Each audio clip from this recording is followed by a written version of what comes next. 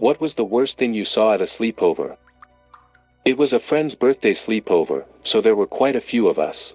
We were all sitting at the kitchen table and one of the girls threw up, and then, in spectacular domino fashion, everyone else started throwing up too. It was really weird and gross. I got a nosebleed. It was dark and I didn't know the house, so I stayed close to the walls. I went down the hallway and found the bathroom. I stopped the bleeding, cleaned myself up and went back to sleep.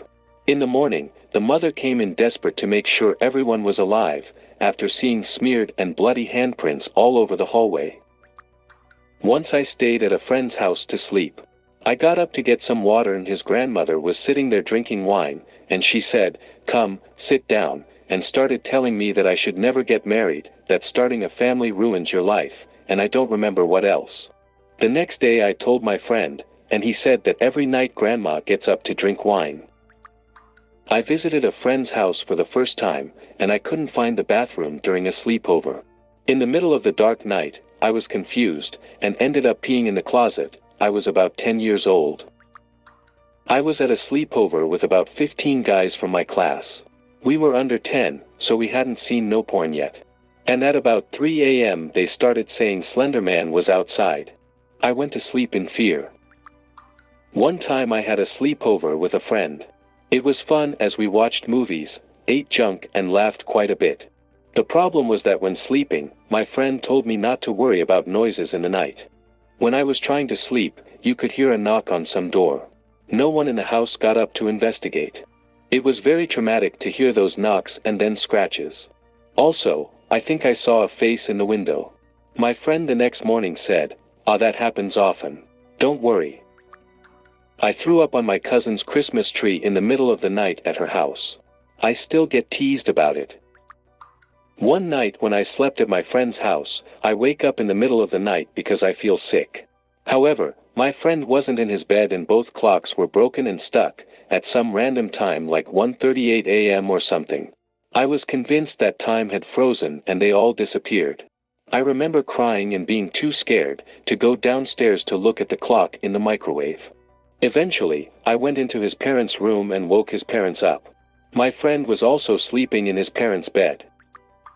A friend invited us to her birthday party, and we slept over because our parents couldn't pick us up. The thing is that out of nowhere her mom called her, and after a few minutes she came back with a little red face.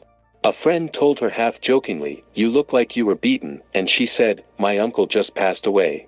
Awkward silence.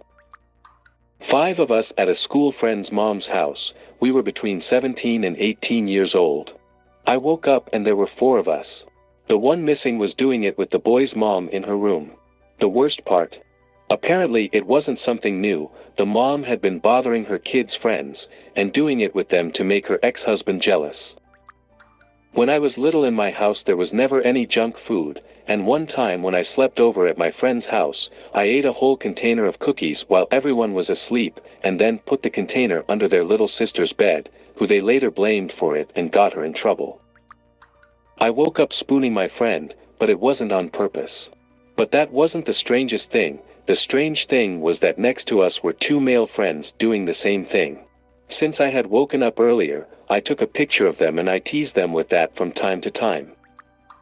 When I was between 13 and 14 years old, a boy I invited to my birthday party decided to take his clothes off, down to his underwear just before the cake and ice cream. Myself, my parents, friends and relatives were mortified. Apparently it was normal behavior at her house, or maybe she didn't want to get cake and ice cream on her clothes. I was in an estate with 4 recent graduates, 1 girl and 3 boys, and there were 2 bunk beds.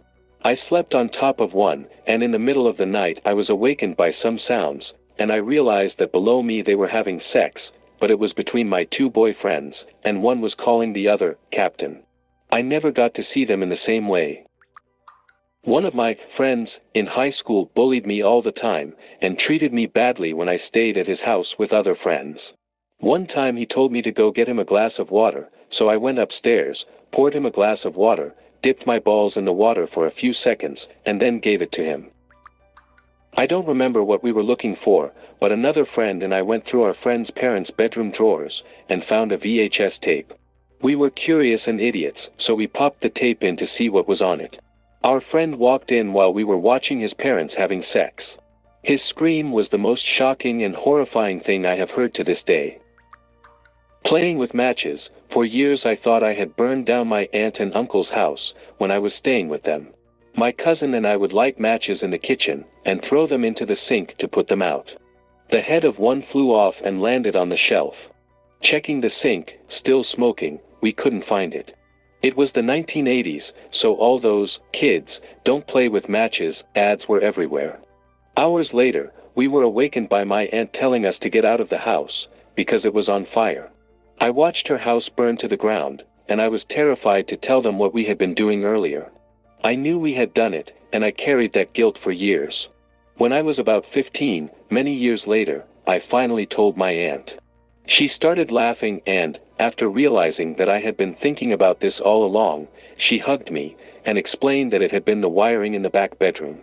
I was an adult before I finally understood how fire chiefs investigate fires, that it wasn't just an assumption they had made, and that I could let go of that guilt. I guess the worst thing I did at a sleepover was traumatize myself for years.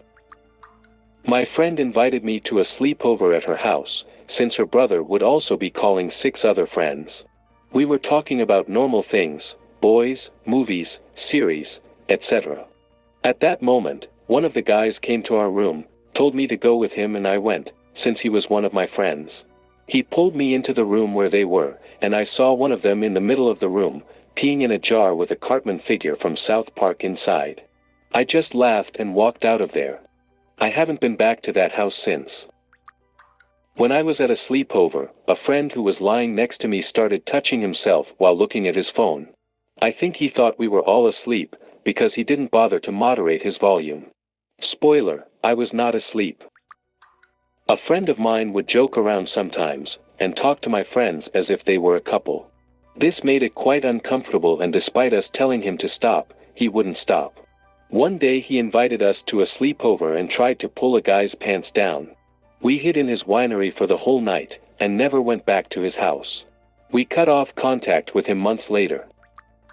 When I was about 9 or 10, I spent the night at a friend's house. I knew his mother was pretty strict, but that day I found out how much. One of my friends did something really normal, like leaving his socks in the living room, and she started yelling at him. Then he made her mad again that night, and she cried so hard it scared me. She was a psycho the way she hit him and yelled at him. I hated her guts after that night. I went to a sleepover at a Catholic girl's house. The girl said the word penis, and her mom beat her with a belt for 15 minutes straight. I never stayed at that girl's house. A friend of mine at school used to tell her version of entire conversations of the day as she slept, like a tape recorder. It was both strange and very informative. If you know any story about it, you can leave it in the comments. Remember to give a like and subscribe to see new videos. Thank you very much for your visit.